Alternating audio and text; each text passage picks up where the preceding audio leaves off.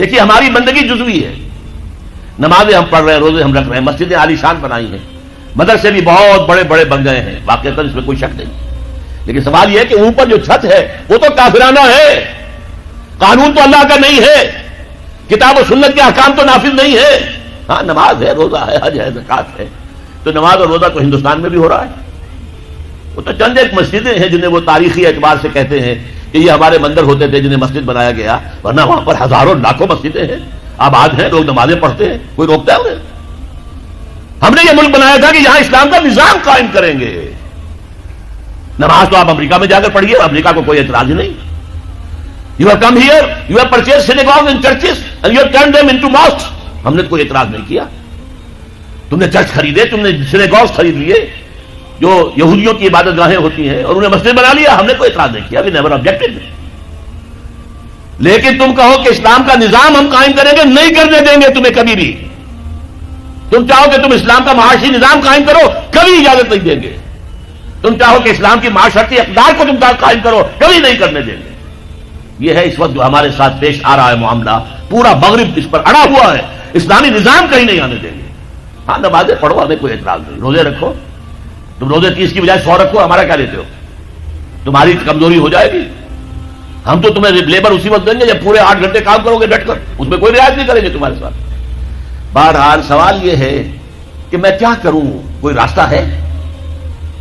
دیکھیے کنویں میں، اب آج کل تو وہ کنویں اس طرح کے ہیں نہیں، دیہات میں تو ہے، کنویں میں کتا گر گیا، بلی گر گئی، مردار ہے کنویں کے اندر، کنویں کا پانی حرام ہو گیا، نجس ہو گیا، لیکن آخر کو راستہ تو ہے نا بھائی، اتنا پہلے تو اس کتے کو یا اس بلی کی لاش کو نکال کے باہر پھینکو، اور پھر اتنے ڈول اور نکال کر باہر پھینک دو، پھر وہ پانی صاف ہے۔ اس کا کیا نام ہے؟ کفارہ۔ اسی طرح رمضان کا روزہ تھا، آپ سے صبر نہیں کیا گیا، اپنی بیوی سے ہم بستری کر بیٹھے دوپہر کے وقت، روزہ ٹوٹ گیا، اب کیا ہے؟ اس کی گناہ کی کوئی بدل بھی ہے؟ ہاں ہے، 60 روزے رکھو اب متواتر پے بپے، 60 روزے، تب کفارہ ہوگا اس گناہ کا، تم نے فرض روزہ توڑ دیا۔ ہاں اگر نفلی روزہ تھا تو توڑ دیا تو صرف اس کی قضا دینی ہوگی بس، فرض روزہ اسے توڑ دیا ہے تو اس کے لیے تو 2 مہینے کے 60 روزے پے بپے رکھنے پڑے۔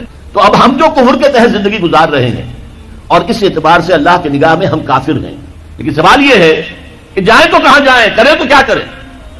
نظام کفر کا ہے، قرآن کہتا ہے وَمَن لَّمْ يَحْكُم بِمَا أَنزَلَ اللَّهُ فَأُولَٰئِكَ هُمُ الْكَافِرُونَ۔ جو لوگ قرآن کی، اللہ کی اتاری ہوئی شریعت کے مطابق فیصلے نہیں کرتے وہی تو کافر ہے۔ کافر کسے کہتے ہیں؟ اقبال نے کہا نا، بتوں سے تجھ کو امید ہے، خدا سے نو امیدی، مجھے بتا تو صحیح اور کافری کیا ہے؟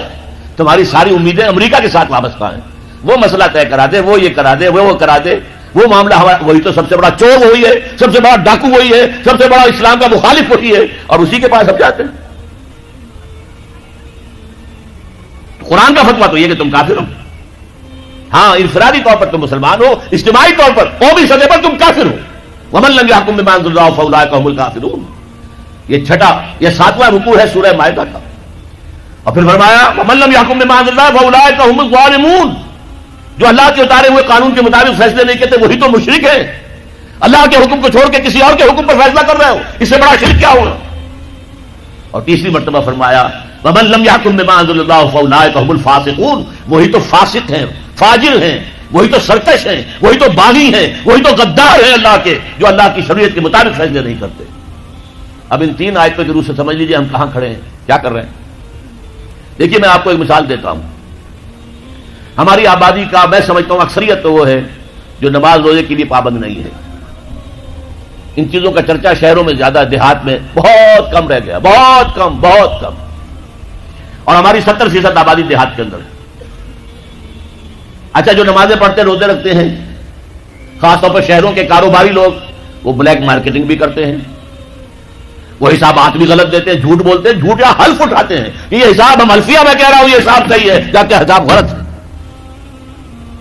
سودی کاروبار کرتے ہیں، اپنے کاروبار کو بڑھانے کے لیے سود کا قرضہ لیا ہے، سودی قرضہ لیا بینک سے، اپنی بلڈنگ بنانے کے لیے بہت بڑی قرضہ لیا ہے بینک سے، تو ان کی عبادت کیا ہوئی؟ وہ اس آیت کے ذہن میں آ گئے کہ نہیں؟ افتؤمنون ببعض الکتاب وتکفرون ببعض، فما جزاء من يفعل ذلك منكم الا خزي في الحياة الدنيا ويوم القيامة يردون الى اشد العذاب وما الله بغافل عما تعملون. لیکن میں ان کو بھی چھوڑتا ہوں.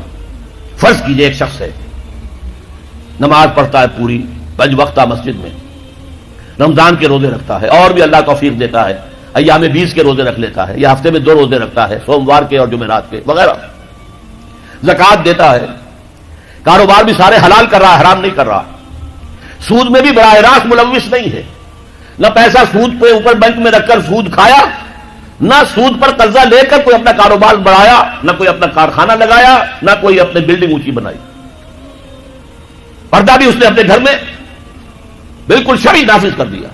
وہ اس پورے اسلام پر کاربند ہے جس میں وہ کاربند ہو سکتا ہے اس وقت، لیکن وہ اس قوم کا فرد ہے جو قوم اللہ کے فتوے کے مطابق کافر قوم ہے، جو اللہ کے فتوے کے مطابق مشرک قوم ہے، جو اللہ کے فیصلے کے مطابق فاسق و فاجر قوم ہے. قوم کے فرد تو ہم اسی کے ہیں.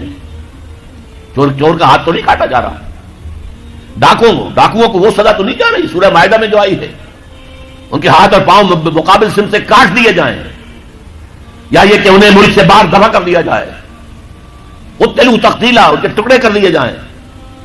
ڈاکوؤں کو کوئی سزا ملتی ہے ایسے؟